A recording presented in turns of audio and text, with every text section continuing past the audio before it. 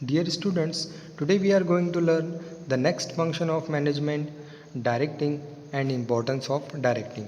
Last lecture में हमने staffing function complete किया। स्टाफिंग फंक्शन में एम्प्लॉयज़ का, स्टाफ का रिक्रूटमेंट होता है, सिलेक्शन होता है, अपॉइंटमेंट होता है, ट्रेनिंग एंड डेवलपमेंट होता है, उनका रिम्यूनरेशन फिक्स होता है। स्टाफिंग फंक्शन की मदद से ऑर्गेनाइजेशन को बेस्ट एम्प्लॉयज़ मिलते हैं। अब जब ये एम्प्लॉयज़ ऑर्गेनाइजेशन को मिल जाते हैं तो इनको प्रॉपर डायरेक्शन की ज़रूरत होती है ऑर्गेनाइजेशन के ऑब्जेक्टिव्स को अचीव करने के लिए। तो ये प्रॉपर डायरेक्शन जो होता है डायरेक्टिंग फंक्शन के थ्रू प्रोवाइड किया जाता है। Let's see what is directing. Directing is the soul of management function. Directing को मैनेजमेंट फंक्शन का सोल कहा गया है क्योंकि अगर प्रॉपर डायरेक्शन हम नहीं करते हैं तो चाहे हमारे पास जितना भी बेस्ट स्टाफ हो वो ऑर्गेनाइजेशन के ऑब्जेक्टिव्स को अचीव नहीं कर सकता। तो यहाँ पर प्रॉपर डायरेक्शन की बहुत ज़रूरत होती है, इसलिए इस फंक्शन को सोल ऑफ मैनेजमेंट फंक्शन कहा गया है। It is the process of instructing, guiding, communicating, inspiring, motivating, and supervising the employees to achieve predetermined goals of an organization. Directing function ये एक प्रोसेस है जिसमें एम्प्लॉयज़ को इंस्ट्रक्ट किया जाता है, उन्हें गाइड किया जाता है, उनसे कम्युनिकेशन होता है, उन्हें इंस्पायर किया जाता है, मोटिवेट किया जाता है और उनका सुपरविज़न किया जाता है ताकि ऑर्गेनाइजेशन के ऑब्जेक्टिव्स जो हैं प्री डिटरमाइंड ऑब्जेक्टिव्स उसको अचीव किया जा सके। Direction is a continuous function initiated at top level and flows to the lower level through organisational hierarchy. Directing function ये कंटिन्यूस फंक्शन जो टॉप लेवल से शुरू होता है और लोअर लेवल की तरफ फ्लो होता है जो ऑर्गेनाइजेशन स्ट्रक्चर बनाया गया है। It is a continuous managerial process that goes on throughout the tenure of the organization. ये कंटिन्यूस मैनेजरियल फंक्शन है, प्रोसेस है जो ऑर्गेनाइजेशन के टेन्योर तक चलता है, यानी ऑर्गेनाइजेशन का जो पीरियड होता है जब तक ऑर्गेनाइजेशन का एंड नहीं होता है उस वक्त तक इस फंक्शन को परफॉर्म करना होता है। Director is the person who shows the correct path as well as guides the employees in solving the problems wherever necessary. Director वो पर्सन होता है जो एम्प्लॉयज़ को सही रास्ता दिखाता है और इसके साथ ही साथ उन्हें अपने प्रॉब्लम्स को सॉल्व करने में गाइड करता है। A few philosopher called direction as a life spark of an enterprise. कुछ फिलोसोफर ने डायरेक्शन फंक्शन को जो है लाइफ स्पार्क कहा गया है क्योंकि किसी भी ऑर्गेनाइजेशन के लिए एक स्पार्क का काम करता है, एक रोशनी दिखाने का काम करता है, एक ब्राइटनेस जो है यहाँ पर हमको मिलती है जो कि सक्सेस के ब्राइटनेस होते हैं, क्योंकि प्रॉपर डायरेक्शन अगर रहेगा तभी हम सक्सेस को अचीव कर सकते हैं। नेक्स्ट हमको देखना है डेफिनेशन।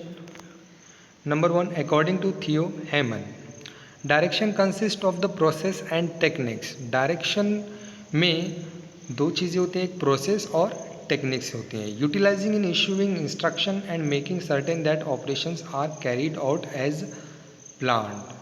और इन प्रोसेस और टेक्निक्स का यूटिलाइजेशन होता है किस लिए? इंस्ट्रक्शंस देने के लिए और ये देखने के लिए कि जो ऑपरेशन हुआ है एक्टिविटीज़ का वो प्लान के मुताबिक हुआ है या नहीं। Number 2, according to Ernest Dale, directing is what has to be done and in what manner. Directing यानी क्या करना है और किस मैनर में करना है, through dictating the procedures and policies. और क्या करना है और किस तरह से करना है, कैसे करना है, ये डिक्टेट करके। क्या डिक्टेट करना है?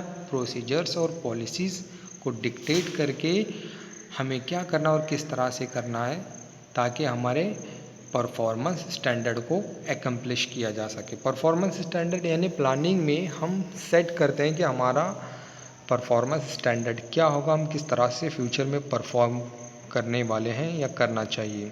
तो उस परफॉर्मेंस स्टैंडर्ड को कंपनी ने एकम्प्लिश किया या नहीं, अचीव किया या नहीं, ये डिक्टेटिंग के ज़रिए किया जाता है।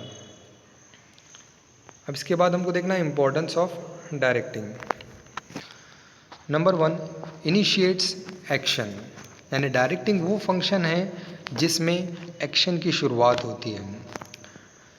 Direction is the function which supports to activate the plans with the help of employees. Direction management का वो फंक्शन है जो प्लान को एक्टिवेट करता है, जो बनाए गए प्लान है उसको एक्टिवेट करता है एम्प्लॉयज़ की मदद से. Every action is initiated through timely direction. हर एक्शन को टाइमली डायरेक्शन के जरिए एक्टिवेट किया जाता है. Proper instructions are given to subordinates while completing their assigned task. यहाँ पर प्रॉपर इंस्ट्रक्शंस दिए जाते हैं सबऑर्डिनेट यानी कि एम्प्लॉयज़ को जब वो अपना टास्क कंप्लीट कर रहे होते हैं. The managers direct the subordinates about what to do, how to do, when to do, and also to see that their instructions are properly followed. Managers अपने सबॉर्डिनेट्स को डायरेक्ट करता है, गाइड करता है कि उन्हें क्या करना है, किस तरह से करना है, कब करना है, और उसके साथ ये भी देखता है कि उसके इंस्ट्रक्शन को प्रॉपरली उन्होंने फॉलो किया है या नहीं. Number 2, integrates efforts. एफ़र्ट्स को इंटीग्रेट्स करना यानी इन ऑर्गेनाइजेशन में जितने भी एफ़र्ट्स होते हैं एम्प्लॉयज़ के, उनको इंटीग्रेट्स करना यानी उनको मिलाना, उनको कंबाइन करना, उसको इंटीग्रेशन कहा जाता है. Communication is one of the element of direction. जैसे आपको पता है डायरेक्शन एक कम्युनिकेशन का भी प्रोसेस है, इसलिए इम्पॉर्टेंट पार्ट है communication. It helps in integrating the efforts of all the employees and departments which results in achievement of organizational goals. तो ये कम्युनिकेशन जो होता है, प्रॉपर कम्युनिकेशन मैनेजर को हेल्प करता है अपने एम्प्लॉयज़ और डिफरेंट डिपार्टमेंट्स के एफर्ट्स को इंटीग्रेट करने में, ताकि ऑर्गेनाइजेशन के ऑब्जेक्टिव्स अचीव हो जाए. Integration of efforts is possible through persuasive leadership and effective communication towards the accomplishment of organizational goals. Efforts का इंटीग्रेशन उसी वक्त पॉसिबल है जब मैनेजर एक इफ़ेक्टिव लीडरशिप और इफ़ेक्टिव कम्युनिकेशन करता है ऑर्गेनाइजेशन के ऑब्जेक्टिव्स को अचीव करने के लिए.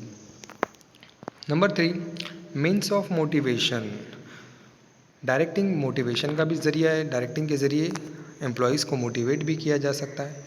While directing the subordinates, their opinions are also considered. जब मैनेजर डायरेक्शन प्रोवाइड करता है तो उस वक्त वो सबऑर्डिनेट्स के यानी एम्प्लॉयज़ के भी ओपिनियंस लेता है.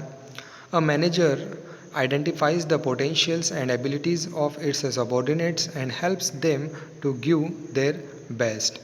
मैनेजर अपने सबऑर्डिनेट्स की काबिलियत, उनके एबिलिटीज़ को पहचानता है और उनको इसका इस्तेमाल करने में हेल्प करता है प्रॉपर डायरेक्शन के ज़रिए. He also motivates them by offering them financial and non financial incentives to improve their performance.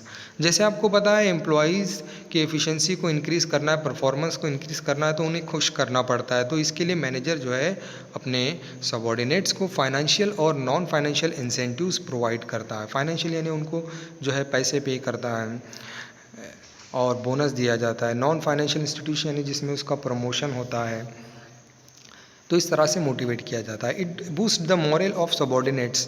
तो इस मोटिवेशन की वजह से सबऑर्डिनेट्स का जो हौसला होता है वो बढ़ जाता है. Number 4, provides stability. Stability plays a significant role in the growth and survival of the organisation. Stability का मतलब होता है कंटिन्यूटी. तो डायरेक्टिंग फंक्शन जो है बिजनेस ऑर्गेनाइजेशन को एक कंटिन्यूटी प्रोवाइड करता है, स्टेबिलिटी प्रोवाइड करता है. क्योंकि स्टेबिलिटी जो है किसी भी ऑर्गेनाइजेशन के ग्रोथ के लिए और सर्वाइवल के लिए यानी टिके रहने के लिए बहुत ज़रूरी होता है. हमारा परफॉर्मेंस स्टेबल होना चाहिए. Effective leadership, communication, supervision and motivation develop cooperation and commitment among the employees.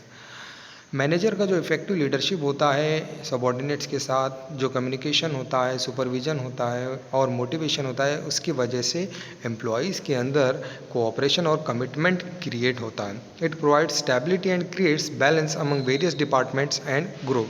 जिसकी वजह से ऑर्गेनाइजेशन के डिफरेंट डिपार्टमेंट्स में बैलेंस बना रहता है और स्टेबिलिटी मेंटेन रहती है. Number 5, coping up with the changes. Coping का मतलब होता है एडॉप्ट करना, एडजस्ट करना चेंजेस के मुताबिक. Factors of business environment are always changing. Business environment के जो फैक्टर्स होते हैं वो हमेशा चेंज होते रहते हैं. जैसे लैंड है, labour, capital, methods of production है, टेक्नोलॉजी है, गवर्नमेंट के रूल्स रेगुलेशंस, ये हमेशा चेंज होते रहते हैं और इस हिसाब से ऑर्गेनाइजेशन को भी चेंज करना होता है. Adapting to the environmental changes is necessary for the growth of the organization. Organisation का अगर ग्रोथ करना है तो इस इन्वायरमेंटल चेंजेस को अडॉप्ट करना होता है. With the help of motivation, proper communication and leadership, the employees can clearly understand the nature of changes and also the positive outcome of adopting the changes. Proper motivation और communication और leadership की मदद से employees जो है जो changes हो रहे हैं उनको ईजीली अंडरस्टैंड कर सकते हैं और इनको अडॉप्ट करते हैं और पॉजिटिव आउटकम ऑर्गेनाइजेशन को देते हैं. For example, E filing, use of robots at work place etcetera. जैसे ई फाइलिंग है, रोबोट का इस्तेमाल है, ये प्रॉपर कम्युनिकेशन, डायरेक्शन, गाइडेंस की वजह से एम्प्लॉयज़ इन सारी चीज़ों को सीख सकते हैं और एडजस्ट कर सकते हैं. Number 6, effective utilisation of resources. Direction involves assigning duties and responsibilities to everyone. Effective utilisation of resources यानी हमारे ऑर्गेनाइजेशन में जो अवेलेबल रिसोर्सेज होते हैं, men machinery, material, methods of production, technology, इनका इस्तेमाल जो है इफ़ेक्टिव होना चाहिए. और डायरेक्शन में एक इम्पॉर्टेंट फंक्शन होता है जिसमें सबऑर्डिनेट्स को उनके ड्यूटीज़ और रिस्पॉन्सिबिलिटीज़ असाइन किए जाते हैं. Proper instructions and systems are developed to avoid wastages, duplication of efforts etcetera. Subordinates are guided to utilize the resources, that is main, machine, material and money in the maximum possible way. It helps in reducing cost and increasing profits. तो subordinates को यहाँ पर proper guidance दिया जाता है, instructions दिए जाते हैं जिसकी वजह से सबॉर्डिनेट्स वेस्टेज को अवॉइड कर सकते हैं, डुप्लीकेशन ऑफ एफर्ट्स को अवॉइड कर सकते हैं. और सबॉर्डिनेट्स को गाइड किया जाता है कि ये अवेलेबल रिसोर्सेज जो हैं, मेन, मशीन, मटेरियल्स और मनी, इनका बेस्ट यूटिलाइजेशन कैसे करना है, जिसकी वजह से कॉस्ट ऑफ प्रोडक्शन रिड्यूस होता है और प्रॉफिटेबिलिटी जो है इंक्रीज़ होती है. Number 7, creates team spirit. Direction focus is on motivating the subordinates for group efforts. Direction का फोकस जो होता है सबॉर्डिनेट्स को ग्रुप एफर्ट्स की तरफ जो है फोकस करना होता है, ना कि इंडिविजुअल एफर्ट्स की तरफ. ग्रुप एफर्ट्स दिखाने होते हैं ऑर्गेनाइजेशन के ऑब्जेक्टिव्स को अचीव करने के लिए. ग्रुप एफर्ट्स और team spirits play vital role in success of an organisation then individual efforts. Group effort जो होता है बहुत इंपॉर्टेंट रोल प्ले करते हैं ऑर्गेनाइजेशन के सक्सेस को अचीव करने के लिए, जो कि इंडिविजुअल एफर्ट्स से अचीव नहीं किए जा सकते. Therefore, the role of manager as a director play very important role in guiding and motivating the employees to achieve the predetermined goals. तो इसलिए मैनेजर का बहुत ही इंपॉर्टेंट रोल होता है अपने सबॉर्डिनेट्स को गाइड करने के लिए, उन्हें मोटिवेट करने के लिए, अपने ऑर्गेनाइजेशन के ऑब्जेक्टिव्स को अचीव करने के लिए. तो ये थे importance of directing. Thanks for watching. Like, share and subscribe the video.